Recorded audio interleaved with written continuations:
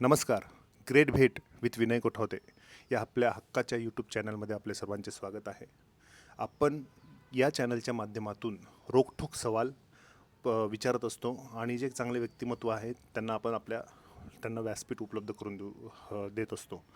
आता निवडणुकीचे जे रणधुमाळ जे उठलेले आहे, माझं कर्तव्य मी समजतो की जे इच्छुक उमेदवार आहे त्यांना एक चांगला प्लॅटफॉर्म मिळावा आणि त्यांनी त्यांचे जे मत आहे ते इथे आपल्या चॅनलच्या माध्यमातून मांडावे. माझ्यासोबत आहेत माझ्यासोबत आहेत सतीश सांगळे.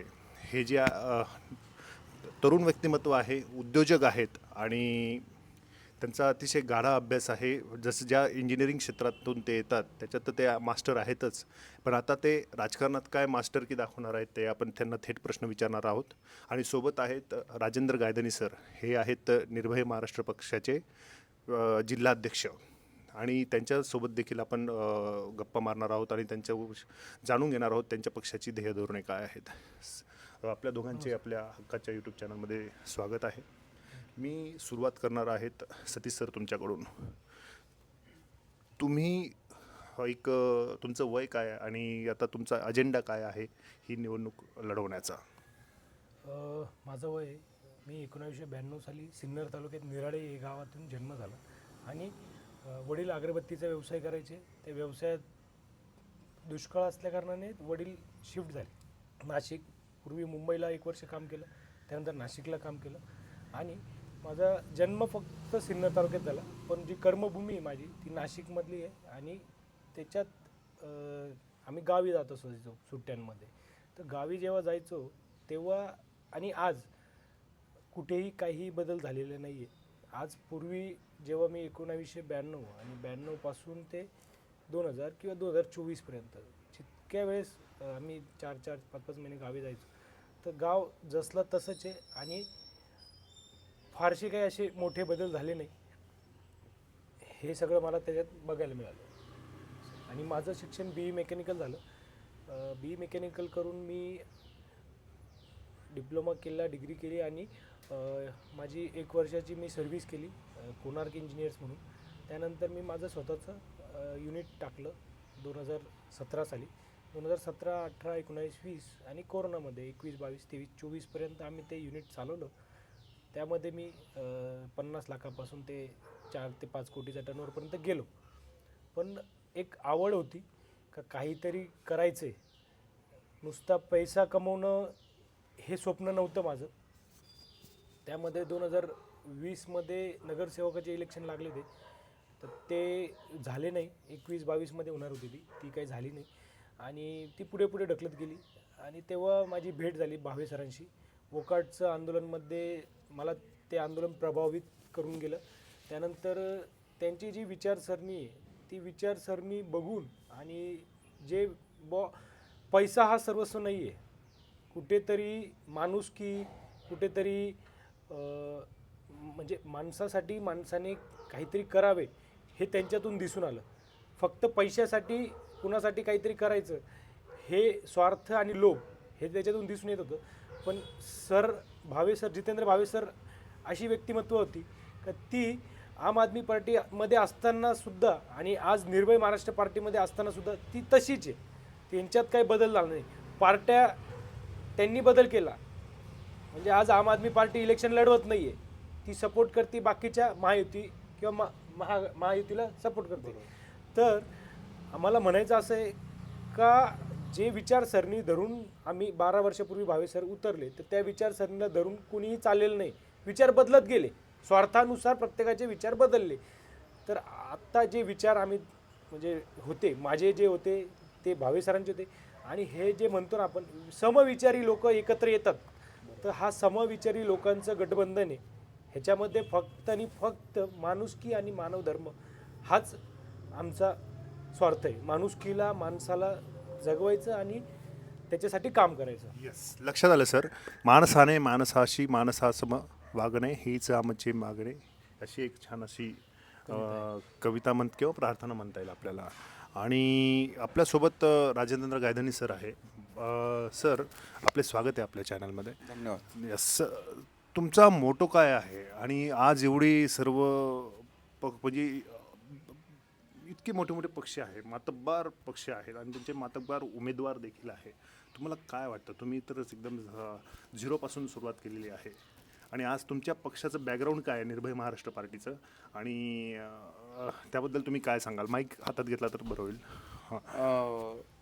आपण बघतो की या देशामध्ये महाराष्ट्रामध्ये जवळपास 50 वर्ष 70 वर्ष जुने पक्ष आहेत, परंतु त्यांचं जे काम आहे ते काम त्यांच्या कुठेही कामामध्ये जनता ही केंद्रबिंदू स्थळी दिसत नाही.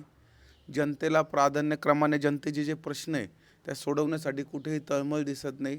त्यांची तळमळ दिसते फक्त खुर्ची टिकवण्यासाठी, सत्ता मिळवण्यासाठी आणि वाटेल ते साम दाम दंडभेद वापरून सत्ता मिळवणं आणि सत्तेच्या म्हणजे पैशातून सत्ता आणि सत्तेतून पैसा आणि जातीपातीचं राजकारण करणं. आपल्याला माहीत असेल किंवा आपण सगळेजण बघतो मागच्या 5 वर्षापासून जो यांनी सत्तेचा जो माज या सर्व सत्ताधारी पक्षांनी महाराष्ट्रामध्ये खेळ खंडोबा यांचा सुरू आहे आणि सामान्य जनतेचे जे प्रश्न आहे ते आहे तसेच आहे, किंबहुना जास्ती वाढत चाललेले. सिन्नरचा जर विचार केला तर सिन्नरमध्ये 4 टर्म झालेले आमदार आहेत, परंतु आज सिन्नरचा विकास जर पाहिला तर अतिशय वाईट अवस्था आहे.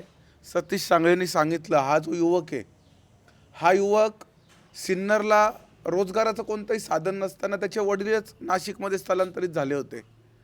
की ज्या ठिकाणी आपण जन्म घेतलेला आहे, जी जन्मभूमी आहे ती कर्मभूमी व्हावी हे प्रत्येक व्यक्तीचं त्या ठिकाणी इच्छा असते, परंतु नाईलाजास्तव त्याला कुठेतरी रोजगारासाठी आपलं कुटुंब चालवण्यासाठी जावं लागतं. त्यापैकीच हा एक युवक आहे आणि त्याचं स्वप्न आहे की जे माझ्या वडिलांना करावं लागलं ते मला किंवा माझ्या पुढच्या पिढीला करावं लागू नये आणि सिन्नरचाच विकास आम्ही करू आणि आम्ही सुद्धा कायम सिन्नरचेच रहिवासी राहू, ही त्याची तळमळ आहे. महत्त्वाचं म्हणजे 4 टर्म आमदार झालेले लोक जे स्वतःला कार्यसम्राट म्हणून घेतात, परंतु त्यांचं जर कार्य पाहिलं तर ते स्वतःही सांगू शकणार नाही की त्यांनी काय केलं. फक्त लोकांच्या सुखदुःखात जाणं, लग्नाला जाणं, कोणी वारल्यानंतर 10व्या 12व्याला जाणं हे काम आमदारांचं आहे का हो, लोकप्रतिनिधींचं आहे का? नक्कीच सुखदुःखात जायला पाहिजे, परंतु त्या निकषावर त्या माणसाला निवडणुकीमध्ये मतदान करणं ही फार मोठी चूक आहे. परंतु आता जनता जनार्दन देखील त्यांच्या लक्षात आलेलं आहे की यापुढे असं झालं नाही पाहिजे. आणि महत्त्वाचं म्हणजे सतीश सांगळे हा एक उद्योजक आहे. विशेषतः सिन्नरची जी MIDC आहे, आज सिन्नर MIDCची अतिशय वाईट अवस्था आहे. तिथले अनेक उद्योगधंदे बंद झालेले आहेत, जे सुरू आहेत ते सुद्धा अडचणीत आहेत. आज उद्योगांचा जर विचार केला तर एकही उद्योजक त्या ठिकाणी सुखी नाही आहे किंवा व्यवस्थित धंदा करू शकत नाही आहे. तर निर्भय महाराष्ट्र पार्टीचं आमच्या जाहीरनाम्यातच आम्ही प्रसिद्ध केलेलं आहे की निर्भय महाराष्ट्र पार्टी जर सत्तेत आली आणि सत्तेत जरी नाही आली, आमचे जे काही आमदार निवडून येतील ते उद्योग धोरणासाठी, नवीन उद्योग धोरण महाराष्ट्रात लागू होण्यासाठी आम्ही आटोकाट प्रयत्न करू. कारण महाराष्ट्रातले, नाशिक शहरातले, नाशिक जिल्ह्यातले जे काही उद्योगधंदे अडचणीत आहेत त्यासाठी आम्ही ते उद्योगधंदे कार्यान्वित करण्यासाठी, त्यांना वाढवण्यासाठी आम्ही अतिशय प्रयत्न करणार आहोत. तर त्याच अनुषंगाने सिन्नरमधील MIDCमधील देखील जे उद्योग अडचणीत आहे त्याच्यासाठी आम्ही काम करणार आहोत. दुसरी गोष्ट, सिन्नरमध्ये खाजगी सावकार यांचा पण खूप मोठ्या प्रमाणावर त्रास झालेला आहे. जवळपास 50 ते 60% जे शेतकरी स्थानिक सगळ्यांच्या शेतजमिनी आज सावकाराकडे गहाण आहे, बँकेकडे गहाण आहे. ना त्यांना शेतीला पिकांना हमी भाव आहे, ना त्यांना विमा मिळतो. अक्षरशः कर्ज थकलं म्हणून शेतकऱ्यांचे ट्रॅक्टर देखील बँका उचलून नेत आहेत. ही खूप मोठी शोकांतिका आहे. 3-3, 4-4 टर्म झालेले आमदार करतात काय? तर निर्भय महाराष्ट्र पार्टीला जर एक संधी दिली तर नक्कीच या सगळ्या गोष्टींचा आम्ही सारासार विचार करू आणि जे लोकाभिमुख जे कामं झाले पाहिजे, ज्याची खरी गरज आहे. आज RTOमध्ये एवढा मोठा भ्रष्टाचार बोकाळलेला असेल, सर्व शासकीय कार्यालयांमधला जो भ्रष्टाचार असेल, कामचुकारा असेल, पोलीस स्टेशनमध्ये तक्रारी घेतल्या जात नाही. तर निर्भय महाराष्ट्र पार्टीचा प्रत्येक कार्यकर्ता या सगळ्या गोष्टींवर रोजच काम करतोय, सातत्याने काम करतोय. आणि महत्त्वाचं म्हणजे आमच्या पक्षप्रमुख जितेंद्र भावे सरांनी आधीच डिक्लेअर करून टाकलेलं आहे, आमचे जे काही आमदार निवडून येतील ते आम्ही पेन्शन घेणारच नाही. आम्ही याचं डिक्लरेशन आत्ताच देऊन टाकलेलं आहे. जनतेला आम्ही सांगितलेलं आहे की आम्ही पेन्शन घेणार नाही. किंबहुना ज्यांची पेन्शन चालू आहे त्यांनी ती घेऊ नये यासाठी आम्ही प्रयत्न करणार आहोत. त्याचं कारण असं आहे, आपलं राज्य, आपला देश आधीच कर्जबाजारी आहे. तर त्याच्यावर अतिरिक्त करोडो रुपयांचा बोजा वर्षाकाठी का बरं टाकला गेला पाहिजे? जर तुम्ही लोकप्रतिनिधी, लोकसेवक म्हणून स्वेच्छेने जर लोकप्रतिनिधी झालेले आहेत, तर मग तुम्हाला पेन्शनची गरज का पडावी? 2.5 3 लाख रुपये पगार घेणारा आमदार जर 5 वर्ष त्या ठिकाणी पगार घेतो, तर त्याच्यानंतर त्याने कशासाठी पेन्शन घ्यावी हो? तर ती पेन्शनच घेतली गेली नाही पाहिजे. यासाठी आम्ही खूप प्रयत्न करणार आहोत. आमचा एक आमदार येऊ, 10 आमदार येऊ किंवा किती आमदार येऊ, आम्ही पेन्शन घेणार नाही. आणि अशाच विचारांना प्रेरित होऊन अनेक नवउद्योजक, नवतरुण निर्भय महाराष्ट्र पार्टीकडे आकृष्ट होत आहेत आणि त्यांनाच आम्ही संधी देतोय. आमच्यापर्यंत अनेक पक्षांचे लोक देखील येऊन गेले, परंतु आम्ही त्यांना उमेदवारी दिली नाही किंवा आम्ही त्यांना पक्षात स्थान दिलं नाही. त्याचं कारणच असं आहे की मग आम्ही जी वेगळी विचारधारा घेऊन जातोय त्याला कुठेतरी ब्रेक लागेल. आम्हाला ते करायचं नाही आहे. अतिशय सामान्य घरातले, सर्वसामान्य घरातले जे तरुण असतील, तरुणी असतील, सुशिक्षित लोक असतील, नागरिक असतील, त्यांनाच घेऊन निर्भय महाराष्ट्र पार्टी काम करते आणि यापुढे अव्याहत करतच राहील. खूपच छान विश्लेषण केलं आहे सरांनी, धन्यवाद. आणि तुमच्या पक्षाचे वेगळेपण मला जेव्हा जाणवलं इमिडिएटली, आम्ही नॉर्मली इंटरव्ह्यू जे असतात त्या चेअर्सवर घेतल्या जातात, पण सरांनी सांगितलं आपण खाली बसून घेऊया कारण की आपण जमिनीवरचे कार्यकर्ते आहोत. आणि त्यांनी मला चटी टाकून इथे बसवलं. हे एक त्यांचं त्याच्यातून दिसून येते. आणि ही जी टोपी आहे तुमची, याच्यावर लिहिलेलं आहे जनताच मालक. आणि याच्याबद्दल काय सांगाल तुम्ही? आणि मागची जी आहे तिथे टॅगलाईन आहे, तिथे तुमचं आहे ते मागे काय आहे? निर्भय महाराष्ट्र पार्टी जनताच मालक. याविषयी काय सांगाल सगळ्यात तुम्ही? महत्त्वाचं सांगतो, चालू आहे ना? आमचा जो पक्षाने जो कलर निवडलेला आहे, हा रंग आहे काळा. याचं कारण आहे की कोणी घेतला भगवा, कोणी घेतला निळा, कोणी घेतला हिरवा. अगदी गुलाबी रंग असेल, पिवळा असेल किंवा बाकीचेही कलर कोणी सोडले नाही, कोणत्याही पक्षाने सोडले नाही. आणि या रंगांमध्ये लोकांना जात दिसू लागली, त्यांचा धर्म दिसू लागला. तर निर्भय महाराष्ट्र पार्टीची स्पष्टपणे भूमिका आहे की सर्व जाती धर्मांचा नक्कीच आम्ही आदर करतो, परंतु या रंगांमध्ये वाटले जाऊ नका. या सगळ्या रंगांना आम्ही एकत्र केलं आणि त्याचा एक सुंदर काळा कलर तयार झाला. त्याच्यामुळे आम्ही हा काळा रंग स्वीकारलेला आहे. जाती धर्मांमध्ये, रंगांमध्ये कोणी वाटलं जाऊ नये यासाठी आम्ही काळा रंग केला. दुसरी गोष्ट, डॉक्टर बाबासाहेब आंबेडकरांनी ज्यावेळेस 1950 साली आपल्या देशाला संविधान दिलं, त्या संविधानामध्ये त्यांनी स्पष्ट सांगितलेलं आहे की ही जी देशाची जनता आहे, आज जिचा आकडा 150 कोटीपर्यंत पोहोचलेला आहे, ही 150 कोटी जी जनता आहे, ती जनताच या देशाची मालक आहे.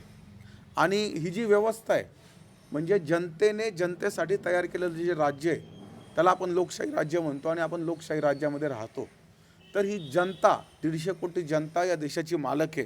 आणि आम्ही टोपीवर एकदम रुबाबात घेऊन मिरवतो की जनताच मालक. कारण आजकाल काय झालेलं आहे, जनता झालेली गुलाम, जनता झालेली नौकर. आणि या व्यवस्थेने, या सत्ताधारी पक्षाच्या लोकांनी, या भ्रष्ट लोकांनी, भ्रष्ट मंत्र्यांनी, आमदार खासदार असेल, लोकप्रतिनिधी असेल किंवा शासकीय अधिकारी कर्मचारी असेल, यांनी सगळ्यांना या जनतेला करून ठेवलेले गुलाम, करून ठेवलेले नौकर. आणि त्याच पद्धतीने जनतेची वागणूक केली जाते. प्रत्येक ठिकाणी अडवणूक, फसवणूक, नाडवणूक केली जाते. ती थांबवण्यासाठी आणि जनतेला तिचं जे ओरिजिनल रूप आहे की जनता या देशाची मालक आहे, ती मालक आम्हाला तो दर्जा जनतेला पुन्हा एकदा मिळवून द्यायचा आहे. आणि जनताच या देशाची मालक आहे हे आम्ही हायलाईट करतोय. आणि हे आम्ही सांगत नाही आहे, हे संविधान सांगतं. फक्त आम्ही ते अधोरेखित करतोय. आणि आमच्या पक्षाचा मूळ अजेंडाच येतो की जनताच मालक. त्याच्यामुळे जनता ही केंद्रबिंदू असली पाहिजे आणि जनतेचे कामं झाले पाहिजे. धन्यवाद सर. मी आता सतीश सांगळे सरांकडे वळतो. सर, तुम्ही तरुण उद्योजक आहात आणि उद्योजकाच्या समस्या तुम्हाला इथे सिन्नर MIDCचा तुम्ही उल्लेख केला आणि रस्ते पण बघा तुम्ही कसे आहेत तिथले. तर तुमचा अजेंडा काय राहणार आणि जर तुम्ही निवडून आलात तर तुम्ही काय काम करणार? सर सर्वात मोठा पॉईंट तो MIDCचाच आहे आणि तिथल्या रस्त्यांचा आहे. आज शेतकरी वर्ग घ्या किंवा कामगार वर्ग घ्या किंवा इंडस्ट्रियलिस्ट घ्या, कुठलाही वर्गात जा तुम्ही, तो घरातून बाहेर पडला किंवा कंपनीतून बाहेर पडला तर प्रचंड मोठ्या प्रमाणात टॅक्स गोळा करतो, GST मिळतो, सर्व काही मिळतं. पण हे सर्व देऊन त्या इंडस्ट्रियलिस्टला रस्तासुद्धा मिळत नाही. अक्षरशः त्या जिंदाल कंपनीच्या बाहेर तुम्ही जर निघाला ना तर जिंदालच्या बाहेर मोठमोठी खड्डं, पाण्याचे मोठमोठे असे तलाव भरलेले असतात. तर मला म्हणायचं असं आहे, इथले जे आमदार आहे ते करता काय? त्यांची संपत्ती जर तुम्ही बघितली ना, जेवढे पण आमदार झालेत ती प्रचंड प्रमाणात वाढली. आणि पूर्वी जर बघितली 4 टर्म 3 टर्म 2 टर्म आमदार झाले. आणि तो जो फरक आहे तो खूप मोठा फरक आहे. जनतेला वेड्यात काढून निवडून यायचं, जातीपातीचं राजकारण करायचं आणि त्याच्यातून माया गोळा करायची आणि त्या मायावरती कसं होतं, कसं चालतं मला ते कळत नाही.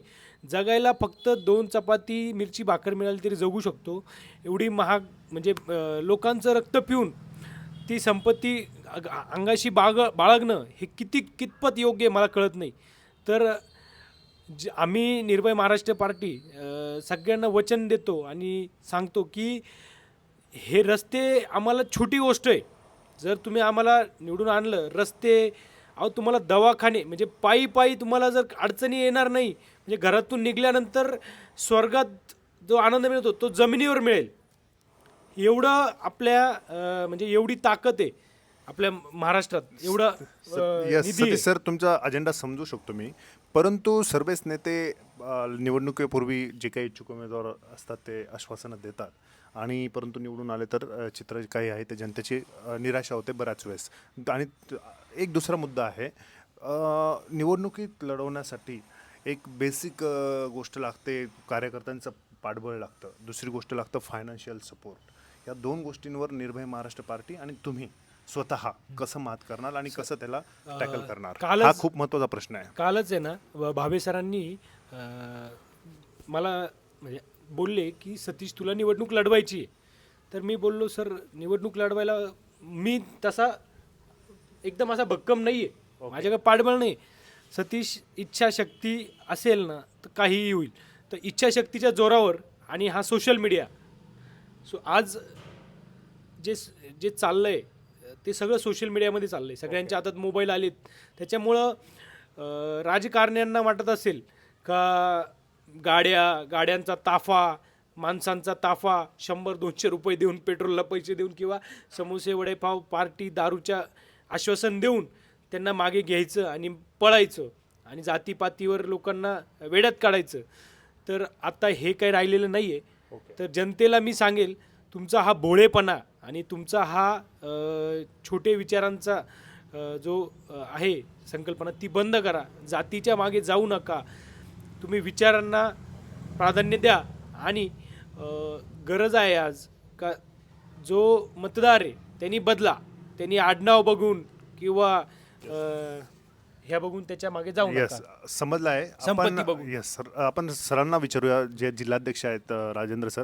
सर, प्रत्येक तुमच्या 2-2 वाक्यामध्ये भावे सरांचा उल्लेख येतो आहे आणि आपण आपला जो इंटरव्ह्यू आहे पहिला आपण भावे सरांचाच घेतलेला होता. त्यांचा अजेंडा जो आहे तो आपण इंटरव्ह्यू तुम्ही बघू शकतात आणि प्रेक्षकांना मी लिंक पण डिस्क्रिप्शनमध्ये टाकेल. सो जितेंद्र भावे सरांना जर तुम्हाला ऐकायचं असेल तर तुम्ही तो व्हिडिओ बघू शकतात. सो भावे सरांचं माईक सर्व घ्या. हां, भावे सरांचे जे विचार आहेत आणि तुम्ही कसे प्रेरित झाला आणि तुमच्या पक्षाचा पुढील वाटचाल कशी राहणार आहे आणि तुम्ही सर्व निवडणुका ज्या आहेत किती उमेदवार तुमचा उतरवण्याचा प्लॅन आहे त्याबद्दल मला माहिती सांगा. महाराष्ट्रात साधारणपणे एक 40 जागांवर निर्भय महाराष्ट्र पार्टीचे उमेदवार उभे असतील. त्यापैकी एक सेकंद, एक प्रश्न अजून. ही जी निर्भय महाराष्ट्र पार्टी आहे तुमची, आता ती नोंदणीकृत झाली आहे, तिला राष्ट्रीय, त्याबद्दल देखील आम्हाला काही सांगा. निर्भय महाराष्ट्र पार्टी भारत निवडणूक आयोगाकडे रजिस्टर झालेली आहे. हिची स्थापना 20 ऑगस्ट 2023 रोजी आम्ही नाशिकमध्ये केली होते आणि त्याच्यानंतर सर्व रजिस्ट्रेशनची प्रोसेस व्हायला साधारणपणे वर्षाचा काळ लागला आणि पक्षाच्या वर्धापन दिनाच्या दिवशी म्हणजे 20 ऑगस्ट 2024 रोजी निवडणूक आयोगाकडनं आम्हाला पक्ष राष्ट्रीय स्तरावर नोंदणी झाल्याचं पत्र देखील मिळालं आणि लगेचच पुढच्या 15-20 दिवसात आम्हाला चिन्ह देखील मिळालं. CCTV कॅमेरा हे निवडणूक आयोगाने आमच्या पक्षाला अधिकृत चिन्ह देखील दिलेलं आहे. मी सांगू इच्छितो की CCTV कॅमेरा हा आम्ही देखील मागणी केली होती, जो आमच्या पक्षाला साजेसा आहे. त्याचं कारण असं की निर्भय महाराष्ट्र पार्टीचा जो मूळ ढाचा आहे तो पारदर्शकतेवर, इमानदारीवर आणि जे काही सत्य आहे, जी काही अनागोंदी समाजात चालू आहे ती आम्ही लोकांपर्यंत जशी आहे तशी मांडण्याचा प्रयत्न करतो. आमचं काम देखील जे रोज असतं ते फेसबुक लाईव्ह असेल किंवा व्हिडिओच्या माध्यमातून जनतेपर्यंत पोचत असतं. तर त्याचाच एक भाग म्हणून जो CCTV कॅमेरा आहे ती निशाणी आम्ही सर्वांच्या एकमताने आम्ही ते चिन्ह फायनल केलं होतं आणि निवडणूक आयोगाने देखील आम्हाला ते दिलं. दुसरी गोष्ट, महाराष्ट्रामध्ये 35 ते 40 ठिकाणी आमचे उमेदवार उभे राहणार आहेत. सर्व उमेदवार सामान्य घरातील सुशिक्षित युवक युवती आणि जे चांगले नागरिक आहेत समाजातले, ज्यांना काहीतरी देश सेवेसाठी करायचं आहे, ते लोक आमच्या पक्षाचे उमेदवार असतील. कुठेही ते करप्ट नसतील किंवा कोणत्याही राजकीय पार्श्वभूमीचे ते नक्कीच नसतील. दुसरी गोष्ट, नाशिकचा जर विचार केला तर नाशिकच्या ज्या सर्व जागा आहेत, भावे सर स्वतः नाशिक पूर्वमधून निवडणूक लढवत आहेत. नाशिक मध्य असेल, नाशिक पश्चिम असेल, देवळाली असेल किंवा शहरातल्या जिल्ह्यातल्या सर्व जागा आम्ही लढवतोय. आज आपल्याबरोबर जो उमेदवार आहे हा आमचा सिन्नर विधानसभेचा उमेदवार आहे. सिन्नरला याच्यासाठी आम्ही निवड केलेली आहे, नाशिक शहरातला, नाशिक जिल्ह्यातला सगळ्यात महत्त्वाचा जो भाग आहे तो सिन्नर आहे. नाशिक शहराला टच होणारा, ग्रामीण भागाला टच होणारा, MIDC असणारा, शेतकरी अधिकाधिक तिथे असणारे एक सेंटर पॉईंट जे म्हणता येईल ते सिन्नर आहे. आणि सिन्नरचा जर खरा विकास झाला तर पर्यायाने नाशिक शहराचा, नाशिक जिल्ह्याचा पण खूप मोठा विकास त्या ठिकाणी होऊ शकतो. तिथे MIDCचा आम्ही विकास करणार आहे. शेतकऱ्यांच्या अडीअडचणी जे काही असतील त्या सगळ्या सोडवण्यासाठी आम्ही कटिबद्ध असणार आहोत. येस, धन्यवाद सर. असं म्हटलं जातं, you should be in the system to change the system, असं एक म्हटलं जातं. आणि खरं आहे, हे तरुण उद्योजक आहे, शिकलेला उमेदवार आहे. आज त्याचं नशीब आजमावण्याला इथे उभा आहे. अपेक्षा मोठा आहे, परंतु त्याला आव्हानं देखील तुम्हाला बरीच मोठी आहेत. आणि राजेंद्र गायधनी सर हे देखील त्यांनी त्यांची जी आहे निर्भय महाराष्ट्र पार्टीची जी भूमिका जी आहे ती स्पष्टपणे मांडलेली आहे. आणि हाच आपल्या यूट्यूब चॅनलचा उद्देश आहे की सर्वांना व्यासपीठ जे आहे ते मिळायला पाहिजे, त्यासाठीच हा हेतू आहे. आणि धन्यवाद सर, तुम्ही आम्हाला वेळ दिला. आणि यस, सर्वांनी मतदान हे केलं पाहिजे. या माध्यमातून कोणालाही करा तुम्ही, XYZ जे काही आहे तुमच्या मनात जे आहे, परंतु मतदानासाठी बाहेर पडा, मतदान करा. आणि सर, तुम्ही दोघांनी वेळ दिला. मला एक जाता एक सांगायचं आहे, सर्व मतदारांना मला विनंती करायची आहे की आम्ही जात बघून उमेदवार दिलेला नाही आहे. कारण सिन्नरला जातीपातीचं राजकारण खूप मोठ्या प्रमाणावर होतं, हे आम्हाला माहिती आहे. परंतु आम्हाला हा पायंडाच मोडीत काढायचा आहे. जो चांगला उमेदवार असेल त्याची जात बघू नका. तुम्ही इतक्या वर्षात जातीपातीचं राजकारण केलं, जात बघून उमेदवार दिला, निवडूनही आणला, त्याने काही केलेलं नाही आहे. तो फक्त तुमच्याकडे लग्न समारंभाला आला, तुमच्या दुःखाच्या वेळी 10व्या-12व्यांच्या कार्यक्रमाला आला, यायलाच पाहिजे, काहीच हरकत नाही, संबंधितांकडे आपण जातो. परंतु जो विकास झाला पाहिजे होता तो विकास अजिबात सिन्नरचा झालेला नाही आहे. तर यावेळेस कमीत कमी जागरूक होऊन, कारण मागच्या 5 वर्षामध्ये काय महाराष्ट्रात चालू आहे, कसे पक्ष फोडले गेले, कशा सगळ्या घटना घडल्या, आणि आत्ताच मागच्या 1-1.5 वर्षापासून महाराष्ट्रात जातीपातीचं सुद्धा राजकारण मोठ्या प्रमाणावर सुरू आहे. तर या सगळ्या गोष्टींना छेद देत मतदारांनी आता विचार केला पाहिजे आणि जात बघू नका. एक चांगला तरुण उद्योजक आणि सर्वसामान्य घरातला, आजपर्यंत तुम्ही सगळ्यांना संधी दिली, 3-3 टर्म 4-4 टर्म संधी दिली, उपयोग काहीच झाला नाही. एक संधी जर निर्भय महाराष्ट्र पार्टीला दिली तर पुढचे 5 वर्ष तुमचे, आम्ही गॅरंटी देतो, तुमचे 5 वर्षात तुम्हाला बदल दिसेल. आणि सिन्नर MIDC असेल, सिन्नर गावाचा संपूर्ण विकास करायची जबाबदारी आम्ही घेतो. जर नाही झाला तर परत आम्ही तुमच्याकडे मतदान मागायला येणार नाही, ही आम्ही तुम्हाला ग्वाही पण देतो. 100% भ्रष्टाचारमुक्त कारभार त्या ठिकाणी आमचा असेल आणि 24 तास आमचा आमदार त्या ठिकाणी तुम्हाला उपलब्ध असेल. तो नक्कीच तुमच्या 10व्या-12व्याच्या कार्यक्रमाला येईल का नाही मी सांगू शकत नाही, परंतु तिथला जो आश्वासक विकास असेल तो फक्त आणि फक्त निर्भय महाराष्ट्र पार्टीचा उमेदवार नक्कीच करेल. त्याची जात बघू नका, त्याची कामाची तळमळ बघा. आणि हीच ती वेळ आहे. कारण भावनेच्या भरात आपण मतदान करतो आणि नंतर त्याचा आपल्याला सर्वांना त्रास होतो. त्याच्यामुळे भावनेच्या भरात मतदान करू नका, जातीपातीवर मतदान करू नका, मातीवर मतदान करू नका. तुमचाच भूमिपुत्र असलेला आहे आणि अतिशय होतकरू, तरुण, सुशिक्षित, शिक्षित असा उमेदवार, उद्योजक उमेदवार आम्ही त्या ठिकाणी दिलेला आहे. कारण त्या ठिकाणचा औद्योगिक विकाससुद्धा आम्हाला करायचा आहे. अतिशय चांगलं काम, अतिशय चांगली विचारधारा घेऊन आम्ही आपल्यापुढे आलेलो आहोत. तर सर्वसामान्य जनतेने नक्कीच आम्हाला मतदान करावं. निर्भय महाराष्ट्र पार्टीचा आमचा सतीश चिंदू सांगळे, सिन्नर विधानसभेचा उमेदवार आणि महाराष्ट्रभरातील इतर उमेदवार, त्यांचं निवडणुकीचं चिन्ह असेल CCTV कॅमेरा. तर भरघोस मतांनी विजयी करा. एक संधी द्या, नक्कीच या संधीचं सोनं होईल. धन्यवाद सर, दोघांनी वेळ दिला. धन्यवाद. मित्रांनो, जर तुम्हाला हा व्हिडिओ आवडला असेल तर व्हिडिओला लाईक करा, जास्त शेअर करा आणि चॅनलला जरूर सबस्क्राईब करा, जेणेकरून आता जे नवीन व्हिडिओ येणार आहे, सर्वात चांगले कॅन्डिडेट्स आणि चांगल्या ग्रेट भेटी मी तुम्हाला या चॅनलच्या माध्यमातून आणणार आहे. नक्कीच तुम्ही या चॅनलला फॉलो करा. धन्यवाद.